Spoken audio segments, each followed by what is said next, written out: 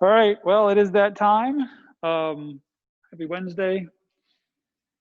There is, Kappa due this week, so don't forget about that.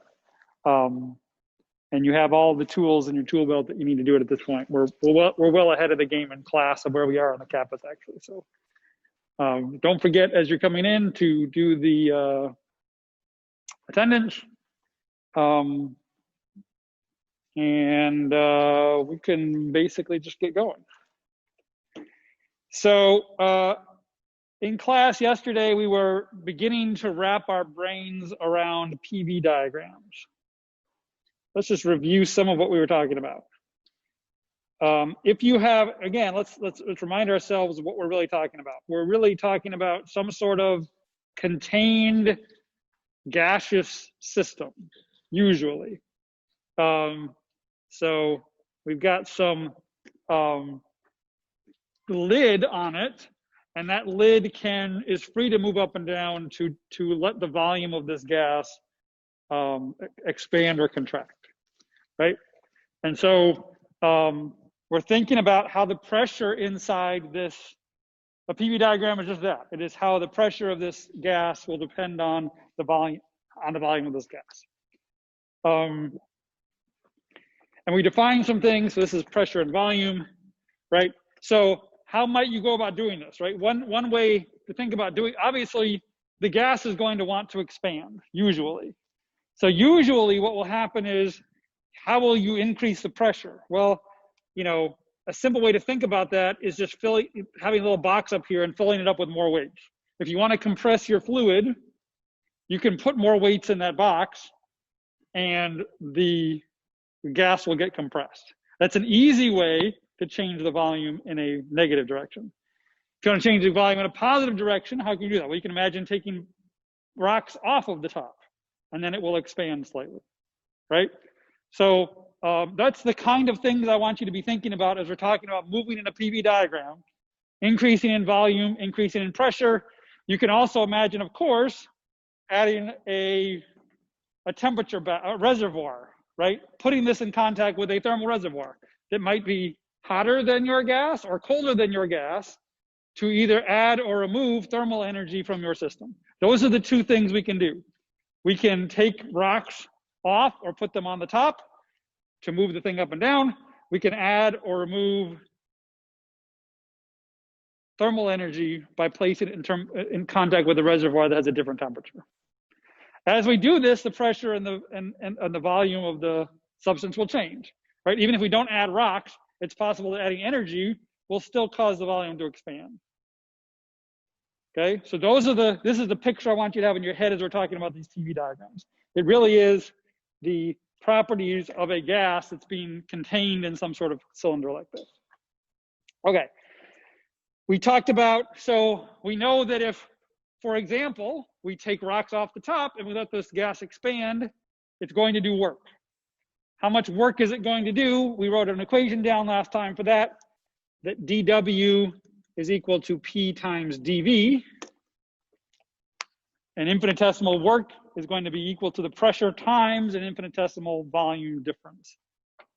Okay? And we talked about all kinds of different simple paths you could take on this diagram. Perfectly horizontal, perfectly vertical, not changing the temperature, not changing other parameters that give you specific motion on this particular diagram. And we were starting to wrap our brains around the fact that if you have a motion on this diagram, you should be able to calculate the work fairly easily. Because if you want to calculate the total work done, you integrate both sides. And that gives you the total work done is the integral of P dV. So what does that look like on a P?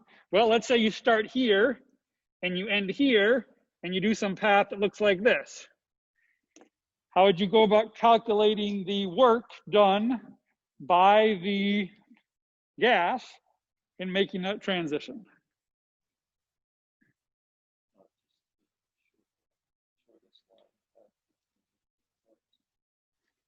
Is it the shortest line path through the point? It is not actually. That's an interesting guess, that you could just make the assumption that take the shortest line path between those 2 points.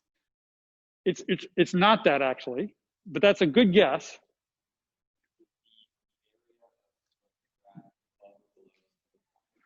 Yeah, what is, let's think about the mathematically, what does that mean? Integral of PDV. We have a PV diagram here. The integral of PDV, well, let's take the P out of there. Let's say this was some unitless thing and there was no P here. I can't really cover it up. I can cover it up mine, but I can't. But pretend this is some unitless number on the x-axis. And pretend that work was integral of dV. Well, that's not actually that useful. Never mind. You actually do need the P in there. You do need the P in there. What is the integral of P dV? Well, that is, right, the pressure's changing, right, as you move from point A to point B. So how do you handle that? Well, you know from Calc 2 how you handle that. If you have a function that's changing and you want to integrate up, take the integral of it, what does that physically represent? It's the area under that curve. The integral of P dV is the area under that curve. So here's the interesting thing. You said it was a straight line point, and that's a great guess, but you can imagine taking several different paths between those 2 points. The integral under this path is very different than the integral under this path. The work will be very different, even though you've started at the same place and you've ended at the same place. Interestingly, the work will be very different. The work done by the gas will be very different in getting from point A to point B, depending on what path you take. And that's why W isn't a state variable. You can have a single state point. It's not even really a property of the substance itself, and that makes it not a state variable. But it's also, you can imagine taking 2 different paths from point A to point B and having W be different. The energy has to be the same in point A and point B because it is a state variable. But how much work is done in going from A to B, or how much heat you have to add or subtract in going from A to B, will be path dependent. It will depend on how you've gotten there. Okay. So that, I think, is enough to be able to, I have a couple of concept questions now. I want you to think about these 2 things. Okay, so basically the situation that I just talked about. You have an initial position here on a PV diagram and a final position here on a PV diagram. I'm gonna close this attendance thing now. And 2 paths that connect those 2 states. One that starts off path A and changes isobarically, and then changes isochorically, changes in volume, and then changes in pressure. And the other one changes in volume, decreases in volume first, and then increases in pressure. In which state, I or F, will more work be done by the system? I guess I don't really have which path has more work done. 2 choices. How about, oh, this actually is gonna work. Oh, 2 choices, it can't be less than 2. So which has more work done, path A or path B? 50-50 chance. Again, feel free to chat it out with your neighbor. If you're on Zoom, you can feel free to use the chat to chat with each other, I guess. Makes sense. Sure, why not? Talk it out. Which one do you think has the more work done in going from point I to point F?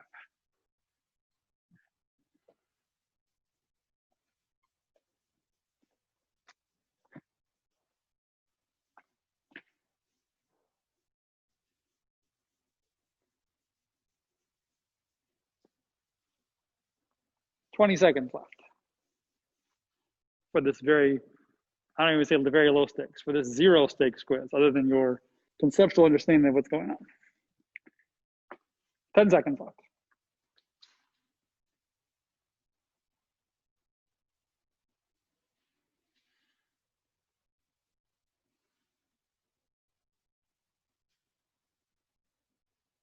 Hey, all right. I'm glad that was as simple as it seemed. Everybody got that one right. Good job. So I don't have to say this, but I will anyway. Why is it more work in going from I to F by path A? Because the area under this curve is higher than the area under this curve. That's really all you need to know. So interestingly, again, you've gone to the same point. You've gotten to the same point. More work is done by your gas in taking this path than has been done by taking this path. Okay, here's another one for you. We have been discussing this path. Last class we discussed this path and going from lower left to lower right to upper right and back to lower left in that order in a counterclockwise sense. The question is, you could imagine doing that same path backwards. One of those will have a net positive amount of work done, and one of those will have a net negative amount of work done. This is previewing our unit where we're talking about cycles and doing work and engines. This is an engine. If you have net work done by a system, then you have built an engine that is capable of doing work. So the question is, which direction do you have to go, clockwise or counterclockwise, to get net positive work done?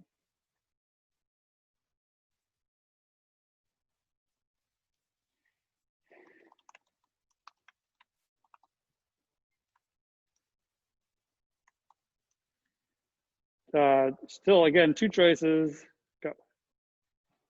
I'll probably stop this one after 30 seconds. So get your answer in.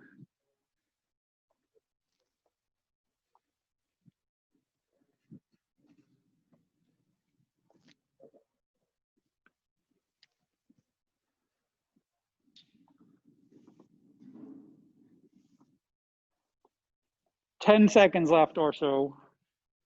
Get up and answer. I'm going to stop this a little early.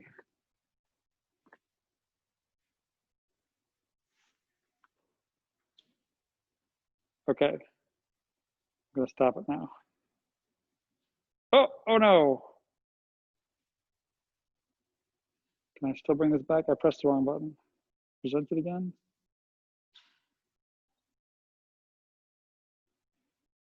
Oh, that's so sad.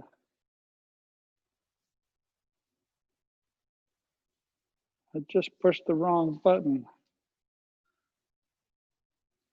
All right, I don't want to start the question. I just want to, maybe I'll start it real quick and I'll end it.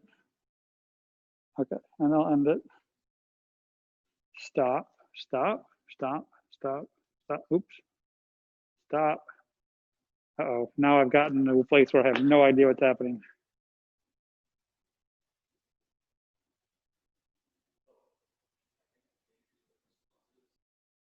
Oh, yeah, there we go, even though it's open. Hey, cool, all right, excellent. Good eye. So, lots for A and a few for B. Let's make sure we understand this.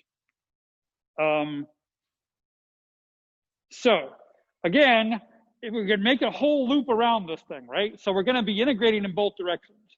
We're gonna be integrating to the right, and we're gonna get some positive amount of work, but then we're gonna be integrating to the left and get some negative amount of work. Remember, when we move to the right, when our gas expands, our sample is doing work. It's positive. W is positive. When we move to the left, the sample is getting smaller. Negative work is being done by our sample, right? So the question is, which is going to give you a net positive going around in a clockwise or counterclockwise direction? You just need to make sure you're going positive at the higher pressure. You're increasing volume at the higher pressure, right? If you move in this direction, you're going to get all this volume under here that's positive. You're going to have to go back. You're going to lose some of that going back, but you're going to lose a less amount here. That will be a net positive. If you move in the other direction, you move down in this direction, all of this is negative. You get some back, but only this amount. And that's a net negative work done. So which direction you move in a cycle will determine whether you've got an engine or a refrigerator. We'll talk about how that works more when we get to cycles. But hopefully that's helpful also understanding these diagrams and how they work and how work is related to pressure and volume. Okay, let's do an example, a specific example, because it's actually easy to do these calculations. So let's say that we have a situation where we've got a system that starts off at, let's say, 40 pascals. It could be kilopascal, it doesn't really matter. And a volume of 1 cubic meter. And let's say there's another state over here, which is 4 cubic meters and 10 pascals. And let's imagine getting to these in 3 different ways. One is this, that's path A. Path B is straight down a straight line between them. Then path C is going to be decrease volume first and then increase pressure. We have enough information to actually calculate the work done by each of those 3 paths. Let's go ahead and do it. Let's do A first.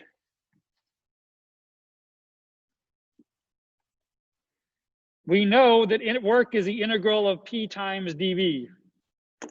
So we've got 2 legs that we have to worry about for path A, right? We've got, let's say, A1, which is the top leg, and then A2, which is coming down on the bottom. So you've got integral of P1 dV plus the integral of, let's say, path 2 pdv.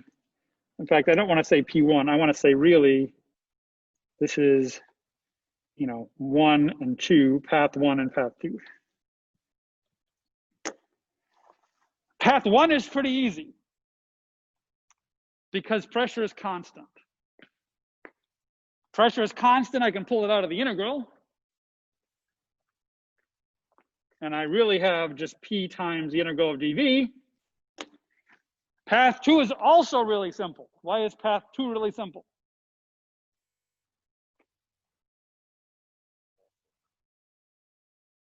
Well, I'm just thinking about, I'm not talking about path C, I'm talking about the second leg of path A.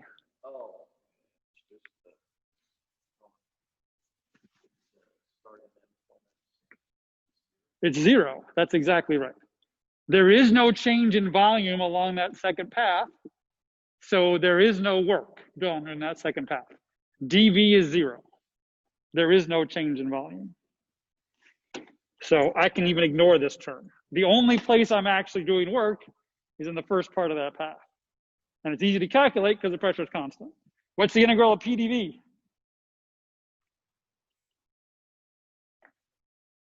Sorry? P times delta V. It's P times the change in volume, V final minus V initial. And P times delta V is 40 pascals times my delta V is 3 cubic meters, and I get 120 newtons times meters for a work done by my gas. Okay, C is pretty simple also. Let's do C. Next, on path C, all this starts out exactly the same, pdV. We have two paths, pdV for path 1 and 2, and then plus the integral over path 2 of pdV. In this case, path 1 is 0, since the volume is constant and moving from point 1 to that point. And so this term is 0, and this term works exactly the same as the other one because the pressure is constant as we increase it. And so we can pull P out, and that's just a P delta V.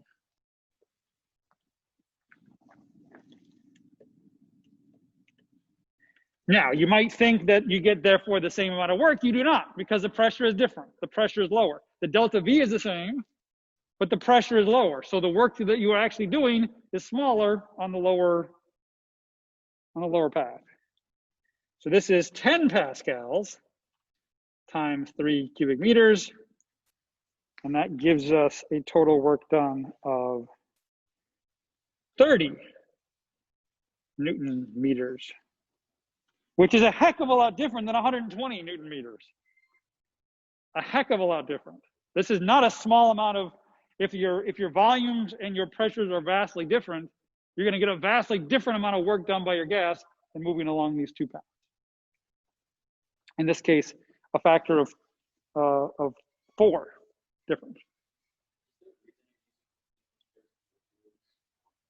No. It's the way I think about work. They're both perfectly valid.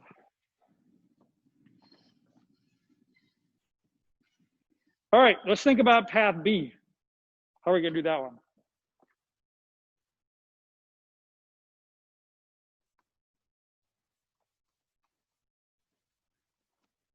Well, pressure is no longer constant. So we're going to have to develop some sort of formula for pressure, plug it in there, and actually integrate it. We're going to actually do an integral this time.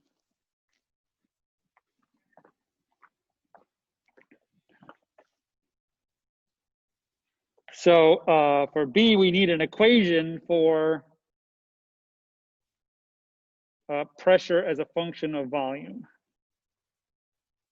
We know that it's going to be linear. What's the slope?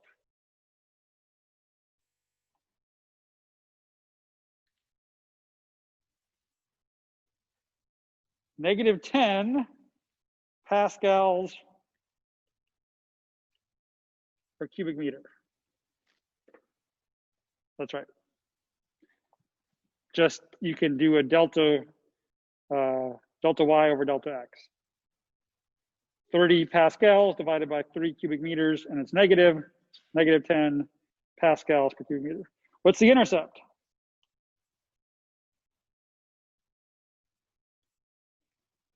If you extrapolate this back up, you get an intercept of 50 pascals. That's going to be your y-intercept. And so an equation for P as a function of V is P equals V times the slope, negative 10 pascals per cubic meter, plus 50 pascals. That has to be the equation for how pressure varies as a function of volume along that line. Now we can plug that in for P in our integral and solve for work. Work equals integral of P dV. We can plug this in. We get the integral from 1 cubic meter to 4 cubic meters of, let's just take this as 50 pascals minus 10 pascals per cubic meter, V dV. We're going to split this into 2 integrals. Integral from 1 to 4. There are units on these, cubic meters to cubic meters, of 50 pascals dV, minus the integral from 1 to 4 of 10 pascals per cubic meter, V dV. The first one's pretty simple. It's a constant. This is just 50 pascals times V, integrated from 1 to 3, minus 10 pascals per cubic meter, which is a constant, times V squared over 2, again integrated from 1 to 3.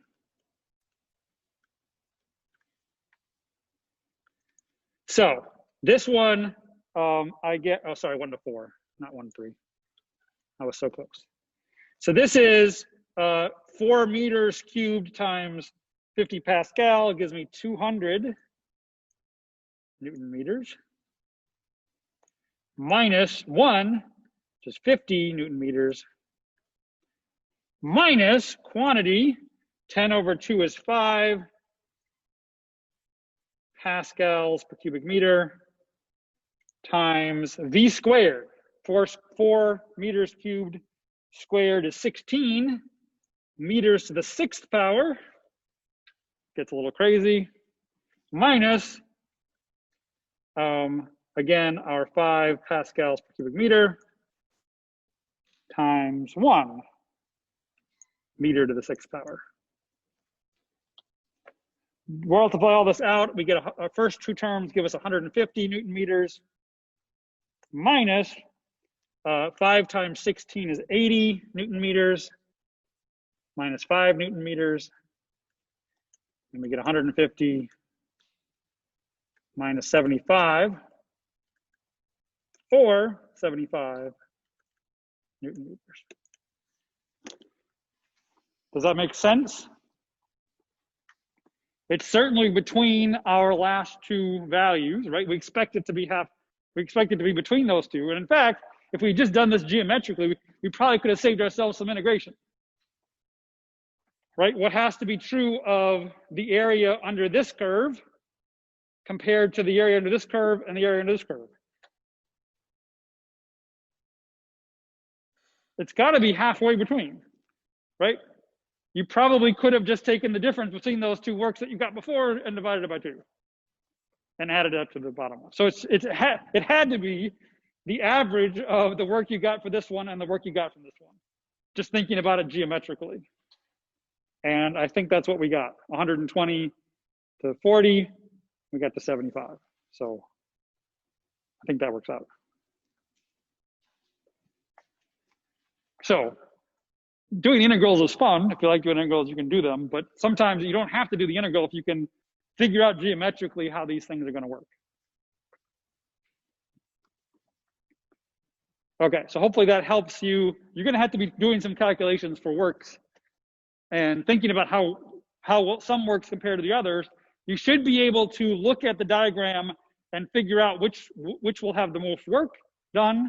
And if you need to calculate it, it'll hopefully be simple enough that you can actually do it. Okay. Great. So that's our examples of how to calculate work from PV diagrams. Okay, we are now moving on to chapter 19. And we're specifically going to start talking about equations of state. This is chapter 19. Equations of state has a very grand sounding name, and in fact, it is a very grand sounding, it is a very grand concept. So equation of state is any equation that relates state variables.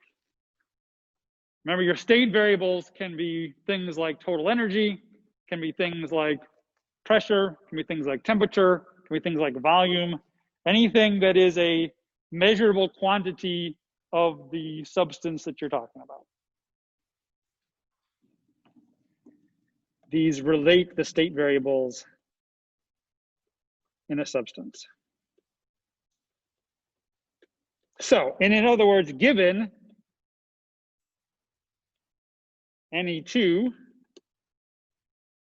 of, let's say, P, V, or T, you can calculate the third. So usually these are the three variables that we want to relate in an equation of state: the pressure, the temperature, and the volume.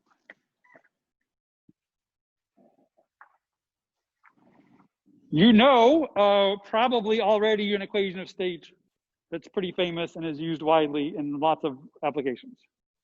What is that equation of state? Relates pressure and volume and temperature. Think back to chemistry class. PV equals nRT. What is the name of that? As a name.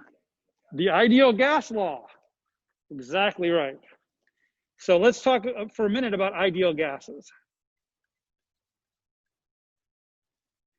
There's a long history of studying the behavior of gaseous substances going back to the 1700s. People did experiments, right? If you have a contained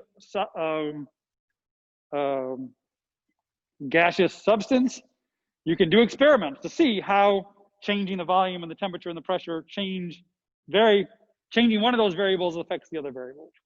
And it was found pretty early on that there was a very natural relationship that held for almost all gases. We'll write the equation down in a second. You've already said it. But let's just define what we mean by an ideal gas. And usually for sparse gases is what we're talking about. This breaks down in high density states. But for sparse gases, the ideal gas law works pretty well. There is actually a specific criteria under which the ideal gas law is applicable. And that has to do with the collisions inside the gas itself. And the ideal gas law comes about very naturally. In fact, we'll derive the ideal gas law at some level, thinking about how particles are colliding with one another inside a gas and assuming that all of those collisions are perfectly elastic. That really is the definition of an ideal gas. A gas in which all of the collisions are perfectly elastic. If that starts to break down, then the ideal gas law will no longer be valid and you'll have to come up with something else.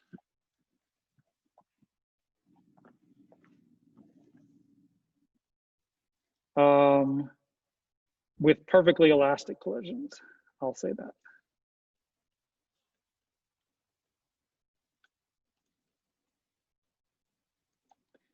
And that assumption actually works really well for like the air we're breathing right now.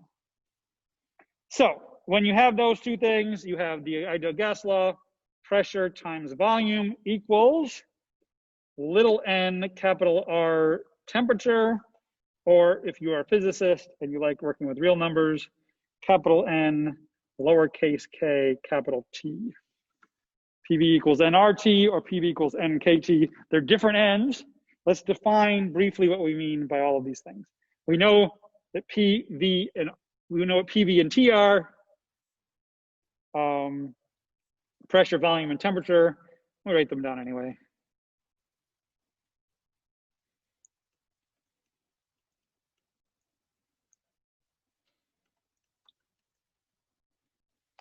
But we have several other things going on now. N, let me do capital N first. Capital N is the number of particles in the gas. And K is Boltzmann's constant. Boltz, B-O-L-T-Z-M-A-N-N constant. And this is a fundamental constant in nature, 1.38 times 10 to the negative 23rd joules per Kelvin.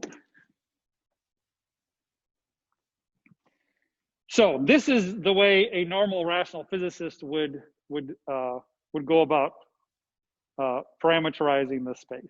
Give me the number of particles in the box, give me an actual fundamental physical constant, and let me go about my business. If you're a chemist, and honestly, chemists have done a lot of really important work on this, and so we are borrowing the chemist's nomenclature for some of this stuff, sadly. You get the other one, where little n is no longer the number of particles, it's the number of moles of particles in your gas.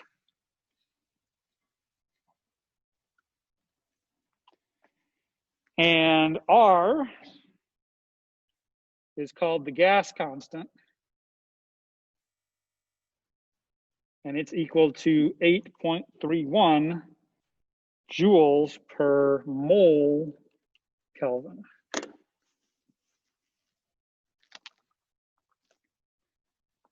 So, you know, the chemists are onto something in that it's easier to deal with smaller numbers, right? For any normal sized thing you'd be talking about, capital N is going to be a very large number, 10 to the 20 something, right? And K is going to be some very large number. the chemist said, hey, why don't we just take and combine these two things and make them both numbers that are more reasonable to think about, like 8 or 5 for the number of moles, say, in a sample, right? It makes it so these numbers are more relatable, but they're not physical things anymore, really. I mean, they're physical things, but there's no, the mole is a fairly arbitrary thing to say. You could have made any definition and had these numbers come out a little bit different. Boltzmann's constant is a fundamental constant of nature. The gas constant is an arbitrary multiplicative factor on Boltzmann's constant. Little n is a arbitrary multiplicative factor on the total number of particles in. So there's a level of arbitrariness in taking it down to the chemists. But if you agree on these things, it works just fine. So here are some handy facts. If you want to go between R and K, or N, capital N and little n, big N is just little n times Avogadro's number. I'll call that n sub a. And little n times R is equal to big N times K, right? They're both just multiplicative factors of Avogadro's number from each other. Avogadro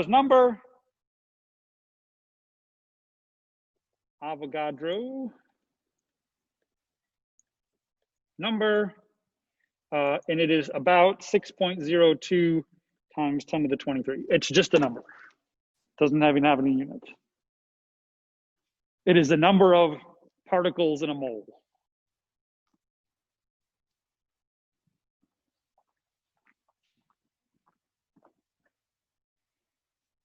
Okay, so how does that help us? Well, this is interesting because we now know how our gases should move on this PV diagram, right? We have a PV diagram. We now know how pressure and volume and temperature are related. Maybe this will give us some insight about how temperature is related to pressure and volume on this diagram. Let's see if we can build some formalisms based on this new bit of insight that we've gotten. So, immediate impact. Let's apply it to an isothermal expansion of an ideal gas.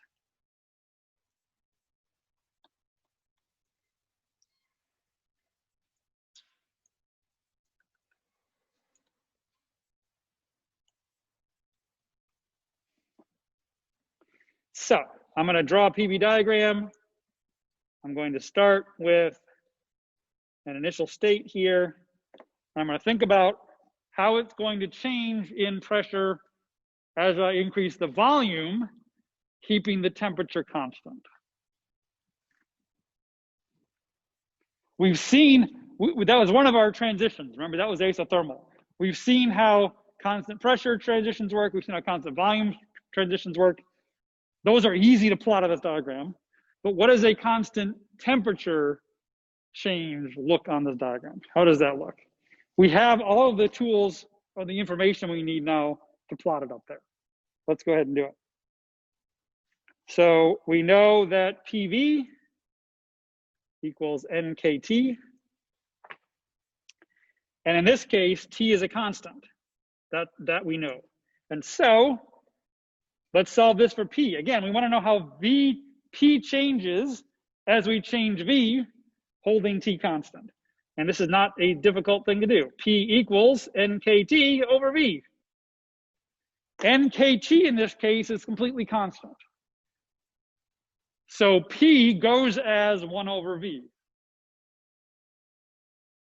Right? As we increase the volume, the pressure has to go down if you're keeping temperature constant.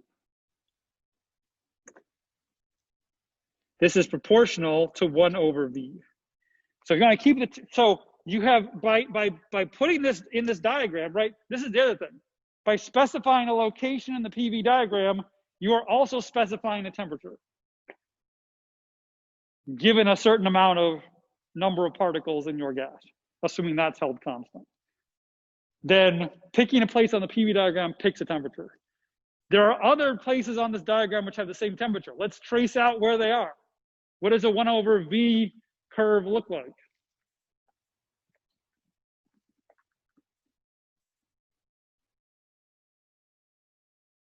something like that-ish.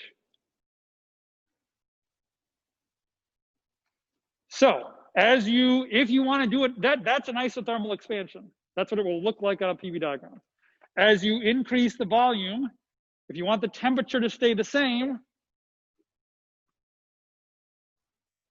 then the pressure must come down. If you double the volume, you have to have the pressure. They're inversely related.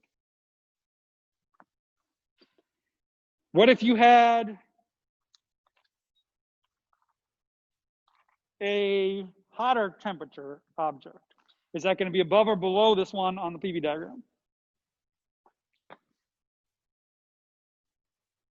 What do you think? Let's say you had the same, let's just think about taking our sample here at this particular volume and adding thermal energy to it to heat it up without changing the volume. Is it going to move up or down?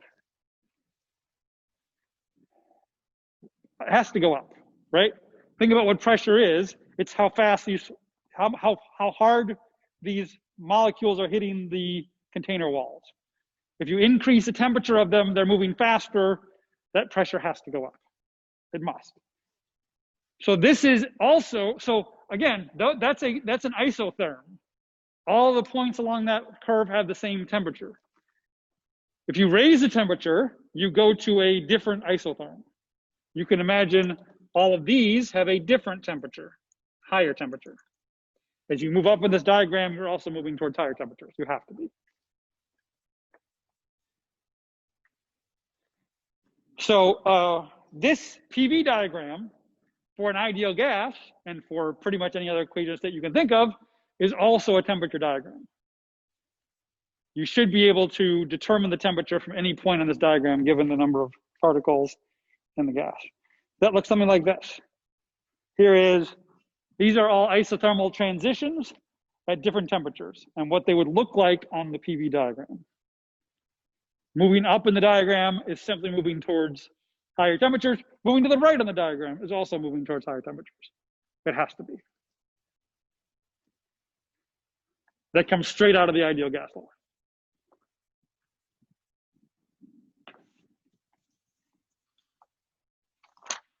What else can we say? Some useful things. Isothermal typically implies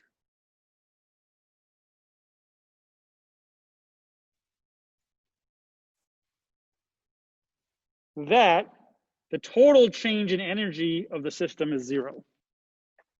So delta T equals 0 implies delta total energy equals 0. That's also a very useful, it isn't necessarily obvious why that's the case. We'll talk about why that's the case later on, but take my word for it now. If you have no delta E, you have no delta T and vice versa. If your temperature hasn't changed, then your total energy of the system hasn't changed either. So what does that imply? Well, the first law of thermodynamics says delta E or dE is equal to Q minus W. If delta E is 0, what does that imply about Q and W? They have to be the same. For isothermal processes, it must be the case that whatever path you take, the work that you do, the gas does, must be equal to the amount of energy that's added to the gas thermally to keep the total energy exactly the same.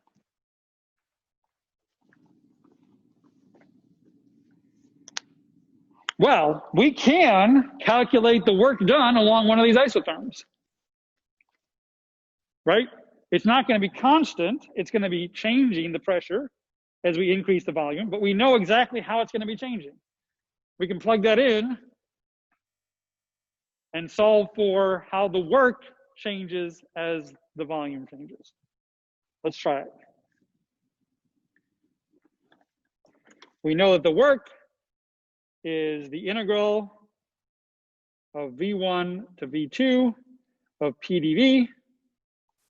We know that P is NKT over V. Plug that in. This is the integral from V1 to V2 of nkt over v times dv. N and k and t are all constants. I can pull them out of the integral since I know this is an isothermal process. The work is equal to nkt times the integral of v1 to v2 of dv over v. What's the integral of dv over v? It's log v, interestingly. This is nkt times log v ln of v integrated from v1 to v2. This is nkt times the log of v2 minus the log of v1. And if I understand how my logs work, I remember that a difference in logs is equal to the log of the ratio of those two numbers. So I can make this even simpler by saying this is nkt times the natural log of v2 over v1.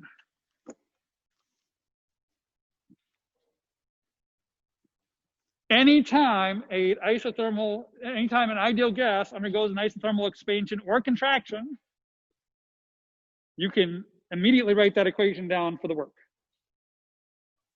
It's always the work done by the gas in an isothermal expansion or contraction. Positive for an expansion, negative for a contraction. So integrating the work along, so now we know how to integrate the work along some simple paths, and also now some complicated paths where, say, the temperature is staying the same. And the cool thing is, since it's easy to calculate the work done along one of these isothermal paths, it's also really easy to calculate the heat gained or added along one of these paths, because it has to be exactly the same as that also.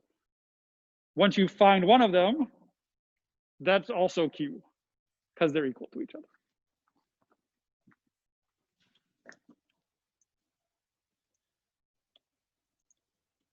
This is also Q, since W equals Q for these isothermal processes. Again, this is only for isothermal processes. If you don't have an isothermal process, W isn't equal to Q, and W isn't equal to that either. This only works for isothermal processes.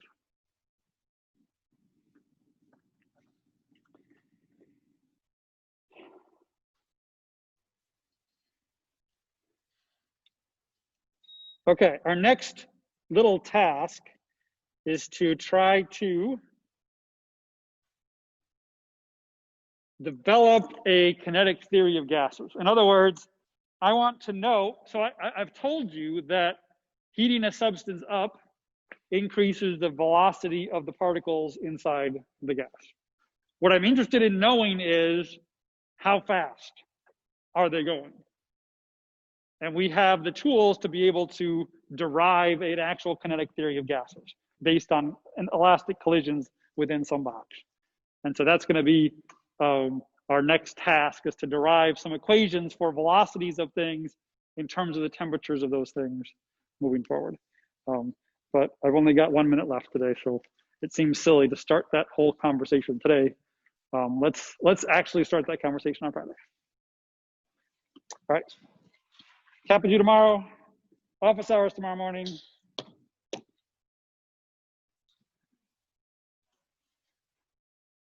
you then.